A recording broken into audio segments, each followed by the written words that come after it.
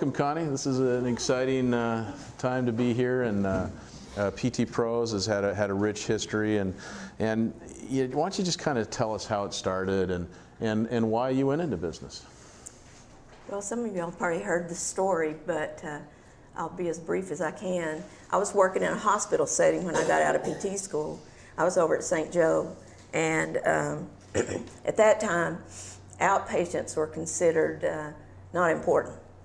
You saw inpatients, and you had to get your inpatients in. There were probably 6 or 7 therapists, and I worked on that staff. And they had a big board, like a big blackboard, and your name was at the top, all the therapists, and down below it were the list of your patients. And the director of the department would come in as a new order would come down, and they came in like a bank tube, because we were in the basement. So as that thing would drop and hit the basket, you could hear it, and you go, oh gosh, it's more patients. So he would just take the order out and come over and write it on a space, wherever anybody had a space. Every 15 minutes, there was a name. So I like to see the orthopedic patients and the plastic surgery patients. And a lot of those patients were discharged from inpatient and wanted to come in as an outpatient. And the director of the department said, they are not a priority. There were no outpatient clinics at that time. He said, they're not a priority. If you want to see the outpatients, you can see them after you clock out. We were on time clocks. And I said, okay. So at 4:30, I'd clock out, get off the payroll, and I had one orthopedist and one plastic surgeon that I saw all their patients in follow-up. And I loved to work with them because they were great doctors, and they gave me all kinds of freedom. So I would then schedule their outpatients. You know, I had a lot of mastectomy patients at that time, a lot of hand surgeries. There were no hand therapists. I learned how to do splinting with using coat hangers. And so I'd come in from 4:30 to about 7:30. I'd see their outpatients, in particular those 2 surgeons. So it kind of got to the point that This was pro bono you're doing at this point. Wow. Okay. But I love those types of patients, and I didn't get to see them during the day. So I did that for about a year, and these docs came to me and said, "What are you doing? Why don't you go out and get an office?" And I said, I don't know how to do that. And they said, "We'll send you all our outpatients." And I was like really intimidated because I didn't know what to do and how to do it. So I had a colleague, and she was working in hospital contracting, and I talked to her and I said, "Mary, let's try this." Well, it was a terrible time to try it. Gus was about 3 years old, and Seth was on the way. And but I did it anyway. We went out, we hung up a shingle, and we started an outpatient business, and those docs kept sending them in. Well, shortly thereafter, Pat decided to go back to southeastern Kentucky. We both decided. There was no therapy in Barberville or anything, and I had to go get money. So I had to go to the bank. And I went to banks all over Lexington. And I was pregnant with Seth, keep that in mind, visibly pregnant, and lots of times towing Gus along with me. And I got rejected everywhere I went. Because remember, this was 1979 and 80, and I basically was trying to get a loan with a husband that's just getting out of law school, and we were putting our house payment on credit cards because our income was so limited. So there was no bank in Lexington that would loan me money. So I got in the car one day and went to Barberville and met with Jerry Carey, who a lot of you know, and he was president of the Union National Bank. And I said, "I really think I can do this. I think when I come back to Barberville, I can start a practice." And I treated his wife, she's rheumatoid arthritic. And he said, "How much money do you need?" And I said, $5,000, which was a lot of money back then. And he said, "I think I'll loan you the money." And I said, "Good."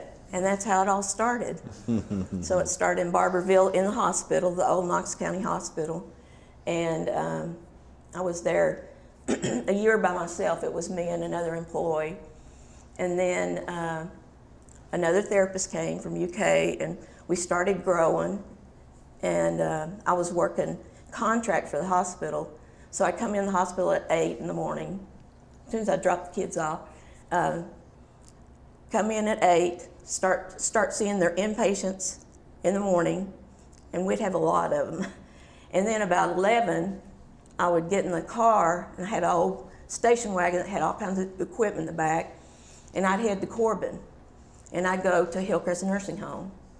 And me and the tech would go in the nursing home, and we'd see patients from 11 to about 12:30.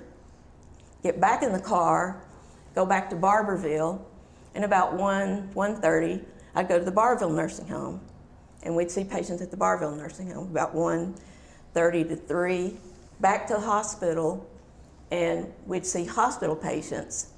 And I had about a space that wasn't much bigger than this room, and see outpatients. And we'd stay till 6 or 6:30 at least, and we worked on the weekends. You're always on call, you know, burn patients, open wounds. We had it all. And then I met Holly, and she came down to volunteer for me from Harlan in a little yellow convertible Beetle. And she was teaching swimming lessons in Harlan. And she'd come in the afternoon with that big blonde hair, wet and all blown up, and that little yellow Beetle and whip in there. And she was in high school. And she said, I think I want to be a PT. Somebody in Harlan told me about you. And she drove down that summer and volunteered for me. And then, 4 years later, she calls me back and says, I'm graduating, I want to come back. And I'm going, sure you do.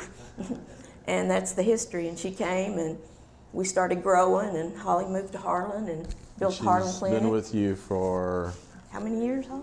31 years. 31 years. That's amazing. Now, you kind of mentioned it a little bit in your story, but you know, as a woman, do you think you had different challenges than your male counterparts at the time? So you were definitely viewed in a different way and had to start out maybe harder than your yeah, sometimes it was harder, but actually sometimes it was a little easier, because the expectations for me in practice was not probably as stringent as they were for males.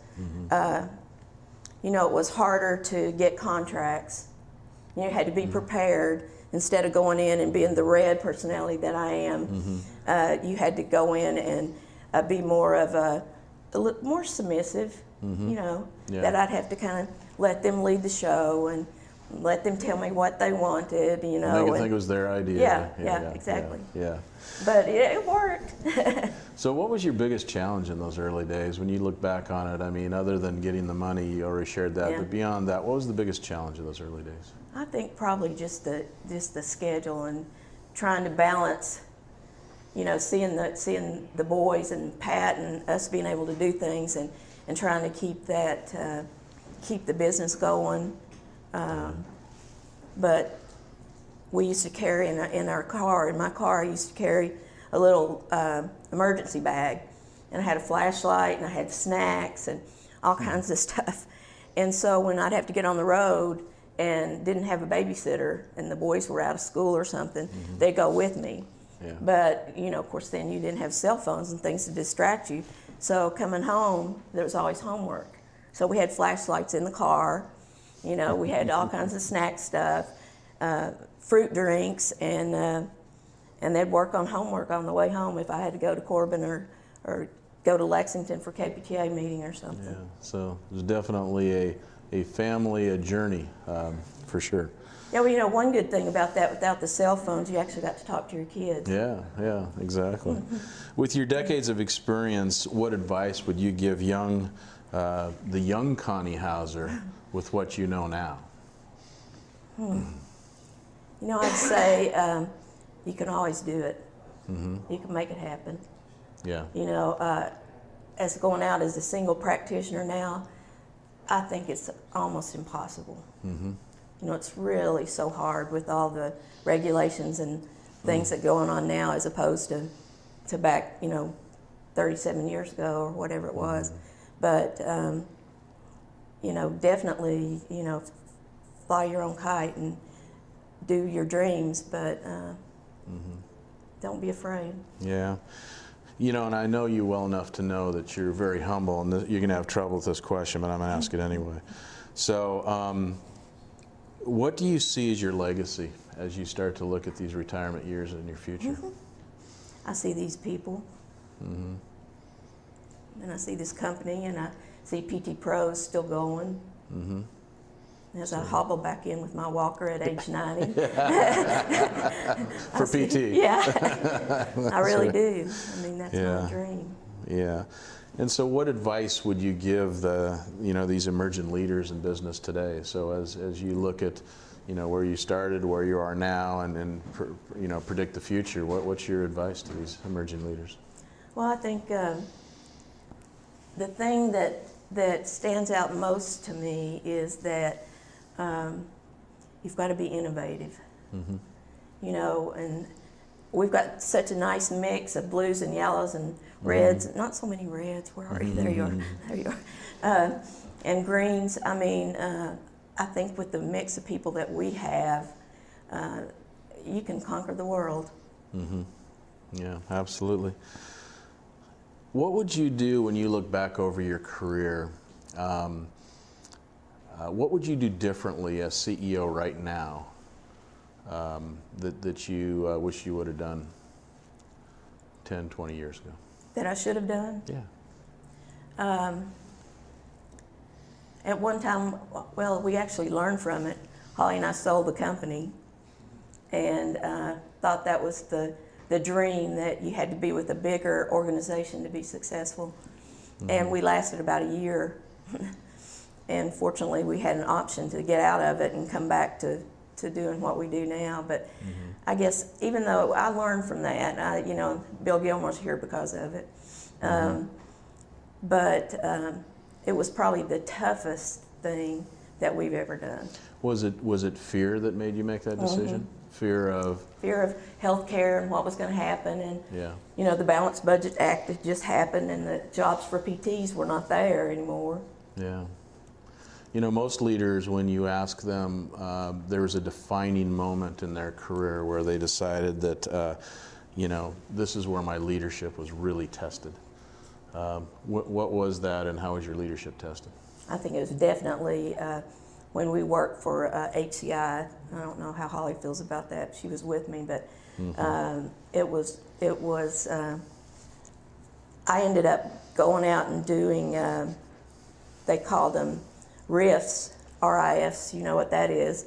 It's reduction in force. So all these other clinics that were with this company all over the Southeast, Louisiana, Alabama, Georgia, North Carolina, South Carolina, Florida.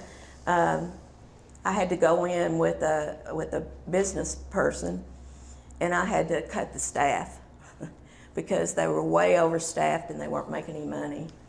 And so they put me in charge as a clinical person of going out and doing that. And so luckily I didn't know the people, because if I knew the people it would be an impossible thing to do. But it was the most painful thing that I think I've ever done, is to go into those practices and say, okay, we got 4 people here that's got to go, and this one doesn't produce, this one doesn't do, we can't cover the salary on this one, and then tell the people. Yeah, and what did you learn from that? Oh man, I learned how to be business efficient. It really changed our way of running our business at that time. So there was some good that you learned out definitely. of that. Yeah, you learned how to be more efficient, but the human part of it was painful. It was, yeah. And I met some really neat people and some real young leaders in some of those clinics. But it was painful. Who are your heroes? Who are your mentors over the years that you look back and just say, these people made a real difference? Well, you have to know Charles Magistro was one of them. Of course. And Charles, for you all that don't know Charles, he's passed away now, but he was past president of APTA, actually helped form the private practice section along with Steve's founder, and he was out in San Diego, and I would go out and visit with Charles and his wife Noelle, and he would advise me. Sharon Dunn and I would go out there every so often, and Charles was in his 90s at that time, and we'd get up, and we were on West Coast time, but Charles would get up at 5 o'clock, and he read 3 newspapers before he ever started his day. And Sharon and I would sit in there while he read the New York Times, you know, and Wall Street Journal, three papers, and then he would just talk to us. We'd just listen to him. He told us about how he created his company, his private practice, and what the future held for physical therapy. And he definitely was one. I'd have to say Jane Snyder, who is, was my friend, our friend, out in Nebraska. She was a physical therapist in private practice in Lincoln, Nebraska. And she and I became really good friends and were for many, many years, and shared a lot of things. And I mean, those people, and Doug Blair, the gentleman I was talking about earlier in Barberville that had the coal business, he kind of took me under his wing when I came back, as soon as I came back. And I would go to him for advice, you know, on the day-to-day operations, and he was so wonderful. Yeah, I think that's a great leadership insight there, where you go out and seek information and know you don't have all the answers, and listen to these esteemed colleagues or friends, and you know, not all leaders do that. They kind of think, well, you know, I kind of know how to do this, or I have to learn it my own way. But by reaching out, you know, well, that's so important. Yeah, it sure is. So, how did you get involved? For those that don't know, you know, Connie's been in APTA. She's been on the board. She's been in leadership positions all along. You've done a tremendous amount for our profession nationally. Who sparked the interest to get you started in that direction? I started in KPTA, you know, the Kentucky Association, and when we were a student, I mean, that was ingrained in your head. You had to be part of the association, and there was not an option. And when I first graduated and I was here in Lexington, I had 2 really good mentors coming through UK that they just expected you to be there. And so I just kind of started like most of the leaders do on the state level, and moved through. Yeah. So when you look back on your dreams, and you would never say this, so I will, when did you know you succeeded and reached your dreams? I don't think I've reached them yet. So still working on it. But I felt like I really think over the last 5 years, I felt more secure with where our company's going, you know, the direction. I didn't feel the need to you know, lose it over not making it one day at a time, you know. But I think we've gotten so strong, and we've gotten so many good young people in that are driven, that really want to do great things. I mean, it's been the best.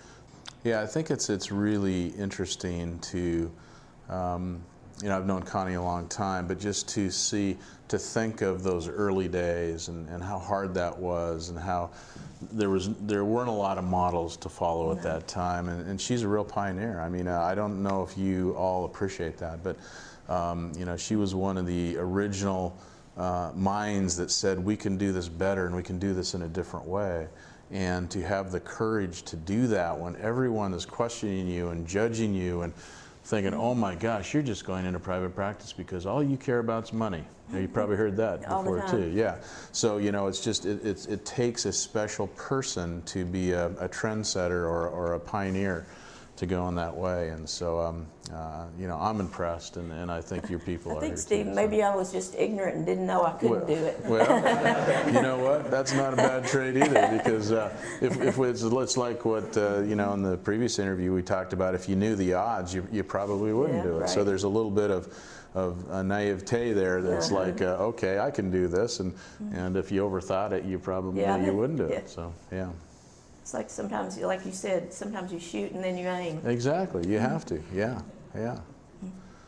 There's a lot of wonderful ideas that people come up with that never get implemented because they overthink it or they don't know how to get it started. So. Right. I think if we don't grow, we die. I mean, Steve knows that. Yeah. I think that you know, there's a lot of sayings that way. You know that you know, you need to keep growing to enable your emerging leaders here the same opportunity that you have. And if you have to wait for somebody to die or retire to move up in the organization, it takes too long, right? So you need other opportunities. So. My only fear is that these conglomerates will buy up everything. You know, like hospitals. You know, and they'll buy the doctors, which they're doing already, and they'll buy up, you know, and it'll be hard to compete. That's why I think as we get bigger, we're more secure. Because it's hard to compete with those people if you don't have the resources. So we have to grow to have the resources. But I think that's probably it. And having said that, over your long career, how many times have you thought that and seen that go in trends that you thought it was going to happen and then it didn't? Numerous. Yeah. So I mean, it's kind of like, you know, it's always like you. You could look back and say, well, gosh, we did that. That happened 5 years ago, and now it's back again. Yeah. Or, you know, like the physicians buying up all the PT practices, and then it went away, and you know, now it's hospitals and large groups. But I think what's real intriguing too is that, you know, you've been in this a long time, yet you're the first one to say that we need to change. And we need to do things that are current, and we need to look at our business in a different way. You're not one that says, you know, this is the way it's always been done, and it was successful in the past, so we need to keep doing the same thing. That's not. I'd that's probably not be too bored. Yeah. So when we talk about these, we have these leadership interviews. One of the things I always like to end with or talk about is, you know, what is your pearl of wisdom to all of us related to leadership? I think it's just that basic thing. Just believe you can. I mean, you have to believe that you can. Like I told the younger kids yesterday that are not here today that and I've always been the one that thinks under that pile of poop there's a pony. So I just think being the eternal optimist and you know, and balancing it out with other people with other qualities, I think that's important. And having said that, I assume there's been times when you weren't as optimistic and you doubted yourself and whatever, but the prevailing mindset over time is optimism and that you can work through it. Oh, there's always doubt. You always have doubt. You know, and you get in those slumps that you think, geez, you know, this is getting old. I got to do something else. You know, I got to move and get something new going. Or I've read a lot of biographies. I guess over my career, and one of the things that I see the trend of entrepreneurs and people that really paved the way for others is that never say die attitude. You know, it's like so many times companies were facing bankruptcy or facing some big whatever, and the leaders just never say die. They just kept going. They found a different path and whatever. And I'm sure, as you shared with us today, there's been experiences in your career where, you know, somebody else might have said, you know, maybe we should fold up the tent and do something different. But you never did. You're still going strong. Yeah, so, pretty strong. Yeah. Anything else from the group? Well, Connie, you're an inspiration to us all. Sorry I'm not Rex Chapman. I mean, really. It's kind of bad I had to follow him. I'm going.